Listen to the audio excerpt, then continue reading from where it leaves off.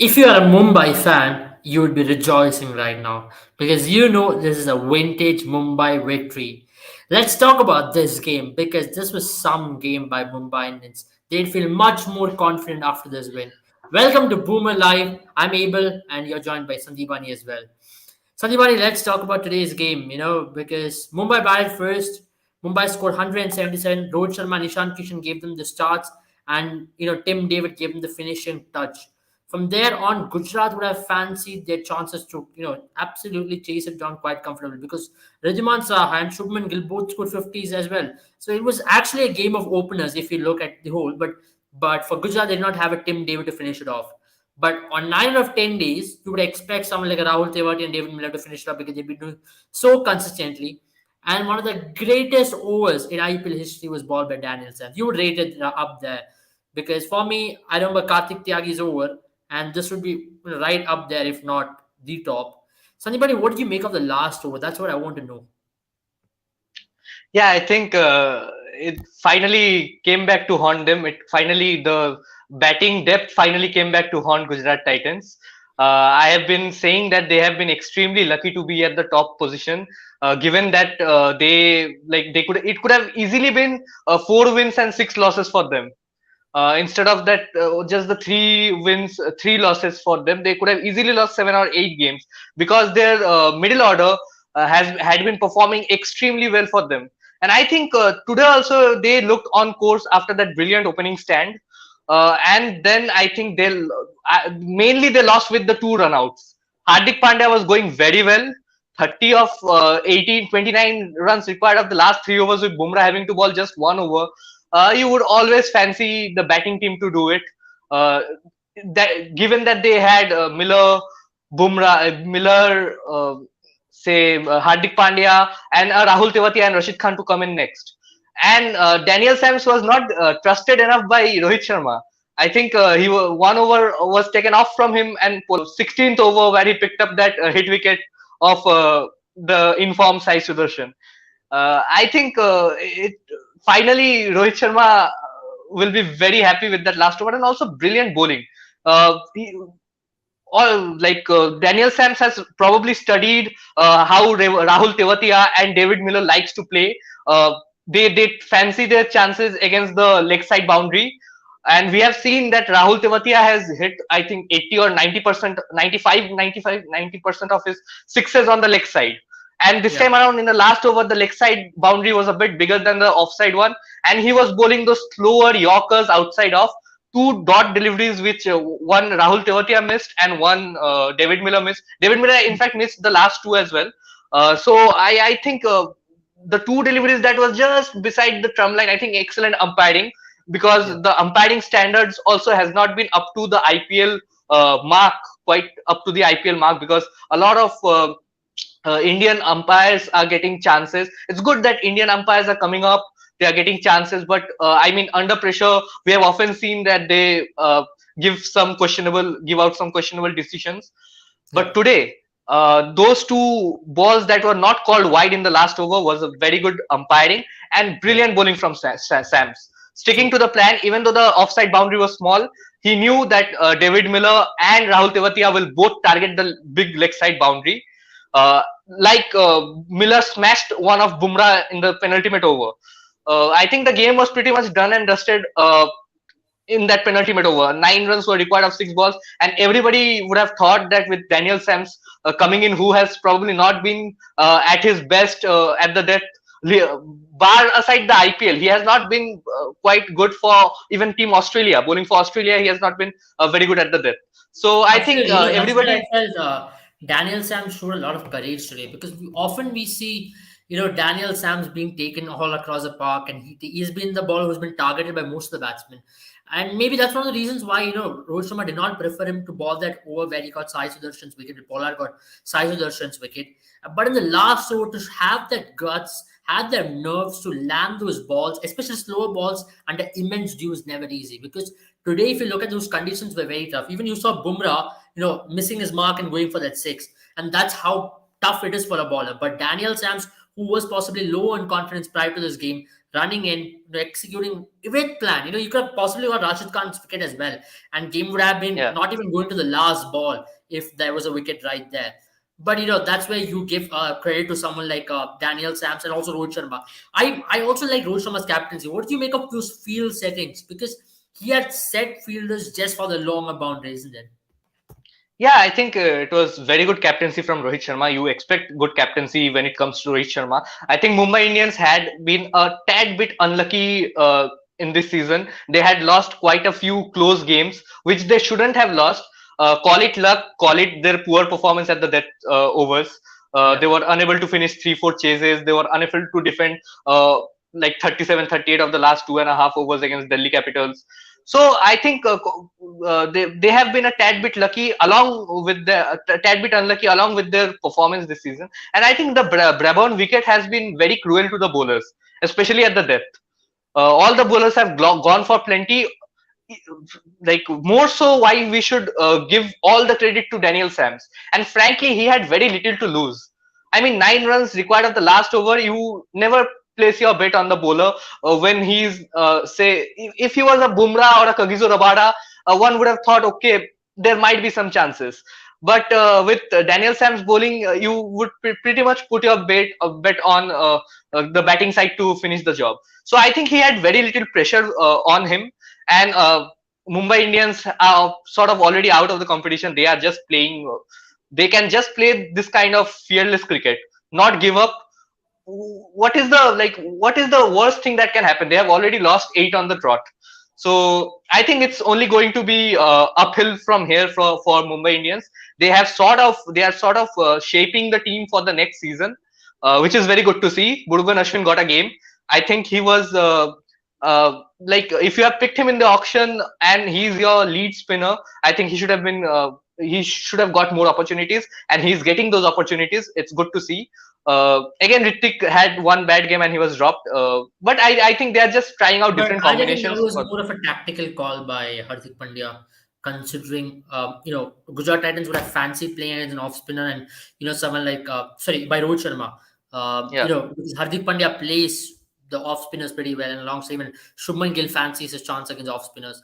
Maybe that's possibly one reason why I find Murugan Ashwin was brought in, and it was confirmed by Rohit Sharma in the toss as well. Yeah, tactical decision, and also I think they are trying out the bench. They have all the reason to try out their bench and find the best perfect combination, I feel. And also Hardik Pandya is a very good player against spin, not just off spin. He's also a very good player against the. He even eventually struggles against the leg spin because he goes to like he takes on those bowlers. Yeah, Leg spin also, if you see his strike rate against leg spinners is pretty high. It's yeah. just that he gets dismissed trying to hit the long boundaries. I think today when he came in, there was no need to go for the long boundaries, and Hardik Pandya just thrives on this kind of situations. The Yeah. pressure was on the bowling team. It almost looked easy for Gujarat Titans until the say the 19th over, because they were going at 10, 11 runs per over. There were no struggle like worries for them. I think also like the bowlers did not pick up too many wickets. There were two runouts. I think that two runouts will was eventually the game decider, and a very Right. unfortunate way to They get out. suffered Hit that wicket run by out, Sai Suresh. because you feel Rahul Tewatia could have possibly tried even a lot more. It just felt like lazy running from my perspective. And he could have put in a dive. These are small things which matter at the end of the day. When you're winning, when you want to get that win, you are desperate for it. But it just looked like he thought he had made it. But then we've seen it so often that the margins is what decides the game. If Rahul Tewatia wasn't run out, if he would have connected one in that last over, it would have been a different game altogether. That's possibly a reason why you school these players saying that give it your all. It's not over until it's over as well, isn't it? I think they just got a bit too casual. I think even Hardik Pandya's dismissal, uh, he could have got in if he would have stretched a bit further. Yeah. Like it was he was just out by whiskers. And if you talk about Rahul Tewati, I think he was very slow at turning. I think, and he was just lazy because But the throw was it not was good from quite Tilak Verma. surprising because he's a very good runner between the wickets. We've seen it between Yeah, it was Lakshmi and Tewatia. very casual and very uncharacteristic of him. When you need say six or like eight or four balls, and you run that way, like I don't know what happened over there. I think he just slipped somewhere while turning for the second run. Something has to be, but he was just. It looked like he was running very slow because the Yeah. throw from Tilak Verma was not at all good. That throw was a very slow one. Yeah, It and not just to that. One thing which I noticed was after that, dismissal was done when Ishan Kishan pulled off the bails. Rahul Tevat was pretty confident that he had made it. So it just didn't look like he was looking at where the ball was or where was Ishan Kishan's gloves. So that maybe possibly these things do creep in. When you're playing a high pressure match and you would back yourself on another day. And Mumbai Indians will be very happy because this reminds you of so many of their victories in important finals, pulling off last over victories where their ballers come and step up. And Rohit Sharma will be very pleased, and you saw that victory run from him, which will remind you of so many of those wins, where they won in 2017 against Pune, or let it be in 2019 against Chennai when they pulled off the last over win. So it just will reminisce you of so many of these wins. But for me, one outstanding performance has been Tim David. Of course, Rohit Sharma and Shan Krishna, you have to give credit, but then Tim David's last over blitz versus Mohammad Shami set the tone for Mumbai Indians, isn't it? Because those two sixes which he had smashed in the last over made the difference ultimately. not just the two sixes that he smashed off the last over. I think once Pollard came in at number 5, I don't know what he was doing out there. He's just out of form. Of course, we'll He talk just about play. Pollard. Of course, we'll talk Yeah, yeah, about yeah. Pollard. Let's talk So about him. he just took that momentum out of the game. Mumbai Indians were going very well in the opening. I think Pollard just took that momentum out of the game, and when Tim David came in, they were sort of in a spot of bother because with just Daniel Sams and the tailenders to follow, and Tilak Verma is good. He's a very reliable batsman, but he has not been very explosive at the death. He has been good. He has scored those runs at 10, 12 runs per over, but he does not have that very explosive game right at the end. So I think Tim David's knock, the way he started playing, he was I think 24 of 12. So I Yeah. think he started very well. He just gave them that momentum, and in the last over he just accelerated and just carried forward that momentum that he had already built. And all the more reason I had been saying this from say a long time, since when Mumbai were just losing, had just lost 5 or 6 games. I had been saying that Tim David, you have brought him, you have paid him the big money, you have brought him for some 8 9 crores. You have to Yeah. give him more chances. I mean, I am okay with Devil Brevis getting the opportunities, but him coming at number 3 ahead of Surya Kumar Yadav and Tilak Verma does Yeah. not make any sense because Tilak Verma and Surya Kumar Yadav are in phenomenal form. And also Mm. at number 6, Kyron Pollard is struggling. So you Yeah, don't I have was I anybody was also who pretty can come in. surprised Yeah. when they pulled out someone like a Tim David because you would spend close to 8 crores on this particular player, and you've seen something out of him, and he has played some impeccable knocks from in PSL, let it be in Big Bash or let it be wherever he plays, or even CPL. You've seen the best of Tim David, and he's played in tough conditions. It's not like he has played some mediocre ballers. He has played quality ballers, and that's one of the reasons why he's highly rated as well. You've seen him play against some of the top ballers in Pakistan, some of the top ballers in Australia, and that's why you rate him so highly. That's why you pay him big bucks. And it's so uncharacteristic of Mumbai Indians to pull out someone after a couple of games and blood in someone like a Devol Brovis. I felt that was the move possibly which have cost them the season as well, isn't it? If you look back now. Yeah, I don't know because Tim David, as you rightly mentioned, that it's not that he has scored those runs against weak opposition, against weak bowling lineups. He has proved himself over the past, and there was a lot of hype about Tim David coming into the IPL. Right. I definitely thought that he deserved more than 2 games early on. It's Yeah. very good to see that Devon Conway and Tim David both are proving their franchises wrong.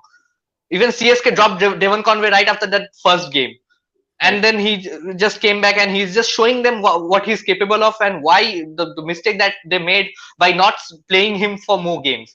I think it was a trick that Mumbai Indians missed. They thought that they need Devil Brevis was coming in at number 3 and blitzing those 2 3 knocks. He was playing those 20 runs, 30 runs knocks in the first 2 3 games, and they Right. just got carried away. They just thought that if you can have those early quick runs at number 3, why not take it? Because If you Team David, look, yeah. the two franchises who drop these two players are the franchises who back the players to the tail. We have seen it over the years. They keep backing the player until they come to a conclusion that he cannot do it any further. And it was so uncharacteristic of them to drop these two players. And that's one of the reasons why their season also have, railed away or have been on those tracks where you don't expect them to be. But now if you look to the future, I think this season has almost come to an end for Mumbai Indians. Though this win would definitely up their confidence. They're coming off two wins now. All of a sudden, Mumbai Indians look pretty good at where they are. They are gaining the momentum as well. But going ahead, would you drop someone like a Kyron Pollard in the next season? Because you're seeing with Kyron Pollard very often. And even in the last live of Mumbai Indians, we did discuss that Kyron Pollard is a colossal for Mumbai. He's a titan for them. He has won them n number of games from positions even they would have imagined they couldn't do it. But then at this point of time, Kyron Pollard is possibly coming to the twilight of his career. He's not been able to pick the spinners, especially the leg spinners. He's not been able to play the quicker ballers as well as he used to. But right now, can you look beyond Kyron Pollard? Bring in someone like a Devol Bruce in number five. Bring in someone like a Devol Bruce in opening. Shift Ishan Kishan in the middle order where he has done exceedingly well. Is that something which Mumbai Indians can consider going ahead? I think they can definitely consider dropping Kyron Pollard in after I think the next season as well. I think they will go with Kyron Pollard for the next season as well. I mean, Kyron Pollard has achieved so many things in the T20 format in his career, like Chris Gale and say Dwayne Bravo. He has also achieved a lot in the T20 format. So I think it is now upon him to decide when he is not being able to contribute the way Yeah. he used to for his franchise and just hang in the boots. So And it has to as be we his call. see, Karen Pollard would know about himself better than anybody, and he'd be the first one to drop him Exactly. as well. You had seen this kind of a form from Karen Pollard back in 2018, where he was dropped from the side, then he was brought back. He was a highly motivated man then. He was dropped for JP Dumini in that season. Even that season, Mumbai Yeah. does not have a good season at all. But then when Karen Pollard came back, he came back, very strong. He's got a long way to go in his career. He's still 34 years old, and you feel like he's got possibly 40 years more to contribute, and we believe that someone like him can come back pretty strong. But maybe for temporary changes they might have to drop him, give him that confidence to come back even better. Let's talk about the Gujarat Titans at this point. Gujarat Titans, two losses in a row, on the fringes of qualifying for that playoff. One more win would possibly settle it down, but then at this point, one more loss for them will hamper their momentum going into that playoff, isn't it? I'm still giving them chance to finish top two, but then momentum is what IPL is all about. And if you lose that momentum, how big a loss it'll be, going into the playoffs. How much can it hamper their chances of getting that title? I think Gujarat Titans they took the last according to me they took the last game very lightly against Punjab Kings. They were making those changes. They elected to bat first, and Hardik Pandya mentioned that we want to be ready for the playoffs. Yeah. Say we want to be ready for the playoffs, but they also have to like think that if they continue to lose, say if they continue to lose all the games, they will probably not finish in the top two. They might not end in the top two. So first, ensure your qualification, have another win, and then you can try out a few things in say one game and get back to the basics before the playoffs. Because I think they are going to experiment a lot in their 13th and 14th game, but they have to have a win because it's their second consecutive loss. And I think their middle order has not looked good like we expected. At the start of this season, we had expected that Gujarat Titans will face some issue because they don't have enough batsmen, uh, Hmm. enough specialist batsmen to cover their tracks. Rahul Tewatia, David Miller, and Rashid Khan with the bat has come as a blessing for them this season. They Yeah. would have never imagined pulling off some of the chases that they did. I mean, most of the franchises would not imagine pulling off some of the chases like they did this season. I think, I've seen yeah, this with some great teams, especially some of the new teams who go to the playoffs. We've seen them with Punjab in 2008. We have seen them with Delhi Daredevils in 2012. They have incredible seasons, but the moment they go into the playoffs, you lose momentum, and that's where you feel like you know playoffs become a far-fetched dream for them to crack it, because playoffs is a totally different ball game. The pressure is different, the competition is different. A team with the better momentum just goes through it. Let it be a team coming from the eliminator, they still back the punch to defeat a team who goes to qualify too, because I believe a team which goes to qualify too has minimal chances in terms of momentum, in terms of confidence, compared to a team which goes to eliminator. We saw that in the last season, we saw in the season yeah. before that as well. you know a team which plays eliminator always backs up momentum, isn't it?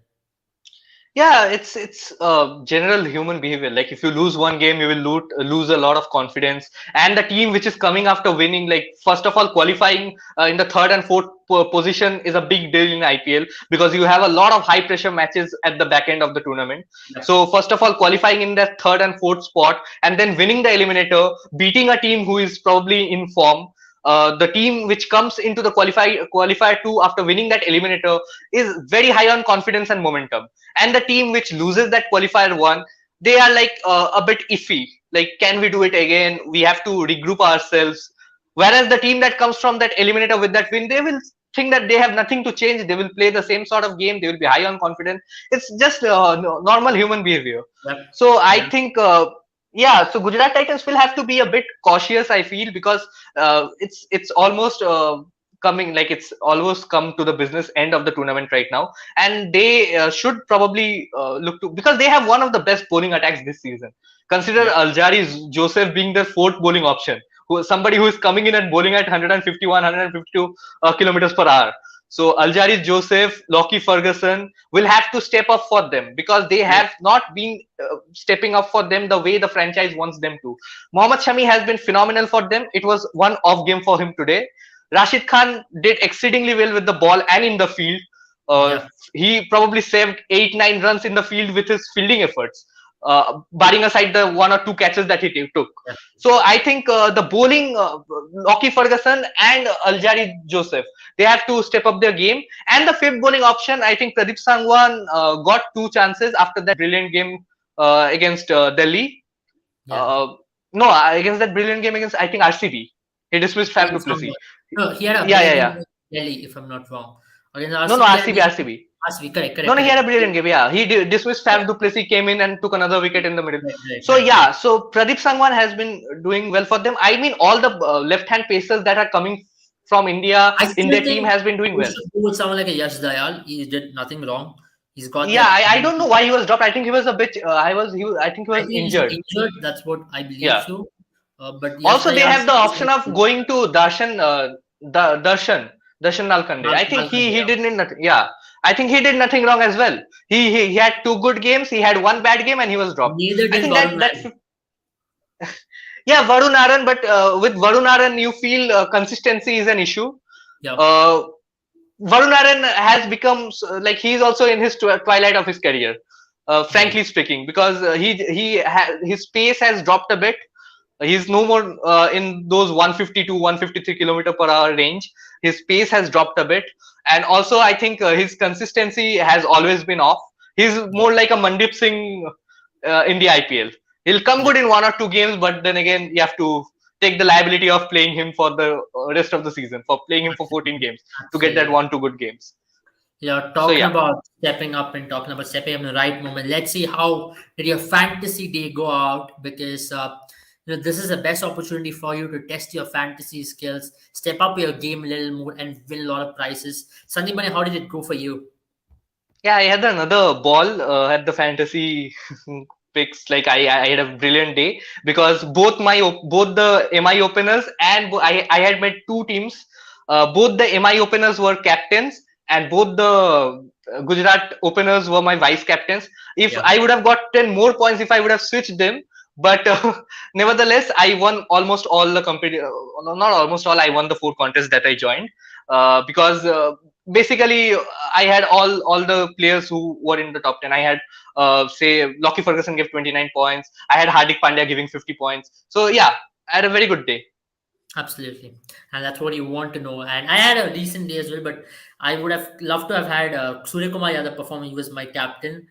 But my vice captain did pretty well. But I didn't have Rashid Khan as well. I just didn't know that the ball would grip like it did. But these are one of Yeah, those learning days where I take forward going ahead in the fantasy. And that's what you want in fantasy. Not every day goes in your favor. Some days you will have to, bite that bitter pill to go ahead. So I'll just take that because some of the tactical calls would have been better. I should have followed my instincts because I had Rashid Khan in my initial team and I removed him just because I felt Ishan Kishan was going to take him down. Maybe, your visualization doesn't work on some days. And having said that, guys, it was wonderful to talk about this game. And do remember to play our fantasy contest on boomer11.com. Link is in the bio. Download our app right now because You can play fantasy contests for free and win prizes worth up to $5,000. So you don't want to miss out on any of those chances by playing a fantasy contest and testing your skills. And also call your friends, and it's a bragging rights thing. To challenge your friends, win over them, and do remember, it's all muft mein jo mil raha hai, le lo. What do you have to worry much about it? And also follow us on Twitter, because that's where we do the previews. We'll have Jones, Crazy Nick, Sandipani joining us. We give fantasy predictions out there. Also follow us on Instagram. We'll be giving the top 5 fantasy picks through which you can make your fantasy team. And also we give out some funny memes as well. If you're a meme lover in any sports, football, cricket, let it be anything, follow us on Instagram as well. And said that like, subscribe, and click the bell icon because you don't miss out on any of the content what we provide from Boom 11. Have a good day. Happy winnings to all of you. Thank you, Sandipani. Yeah, thank you. Have a good night.